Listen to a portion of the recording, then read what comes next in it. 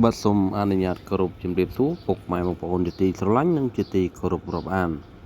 វិលមកជួបជាមួយនឹងខ្ញុំជាថ្មីនៅនេតិកាត់សុបិនហើយថ្ងៃនេះខ្ញុំនឹងលើកយកអំពីការសុបិនឃើញកូនសោមកបកស្រាយជូនបងប្អូនជាទីស្ដាប់បាទកំណំខាតពេលយូរមកដឹងនឹងយល់អំពីអត្ថន័យនៃការយល់សពទាំងនោះជាមួយនឹងខ្ញុំបាទដូចតទៅបើសិនជាពុកម៉ែបងប្អូនយល់សពថារើសបានកូនសោ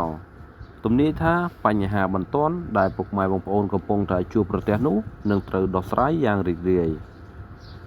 បើយល់សពបាត់កូនសោទំនាយថាអ្នកនឹងមានកើតការមិនសប្បាយចិត្តឬនឹងមានការខកចិត្តបន្តិចបន្តួចដោយសារមិត្តភ័ក្តិយល់សពឲ្យកូនសោទៅគេ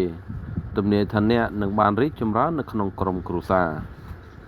បើយល់សពឃើញគេឲ្យកូនសោមកអ្នកវិញឬអ្នកទទួលកូនសោពីគេទំនាយថាមិត្តភ័ក្តិមានឥទ្ធិពលនឹងចាំជួយអ្នកយល់សពសោកកូនសោចូលក្នុងរុនសោទំនាយថាអ្នកនឹងបានរីករាយក្នុងផ្លូវស្នេហាឬការស្រាប់ស្រាលអ្វីមួយយល់សពថាចាក់សោទំនាយថានឹងមានការផ្លាស់ប្ដូរថ្មីនៅក្នុងជីវភាពប្រចាំថ្ងៃយល់សពឃើញកូនសោបាក់ទំនាយថាអ្នកនឹងត្រូវខាតបង់លាភយល់សពថាខ្លួនអ្នកជាអ្នកកាន់ឬទុកដាក់កូនសោវិញទំនាយថាអ្នកនឹងទទួលតំណែងជាអ្នកមានអំណាចបាទពុកម៉ែបងប្អូនសម្រាប់អត្ថន័យនៃការយល់សពឃើញកូនសោក៏បានបញ្ចប់ហើយជាចុងក្រោយខ្ញុំបាទក៏សូមគោរពជូនពរពុកម៉ែបងប្អូនឲ្យរកទទួលទានមានបានធ្វើដំណើរទៅណាប្រកបដោយសេចក្តីសុខនិងសុវត្ថិភាពបាទសូមអរគុណសូមគោរពលា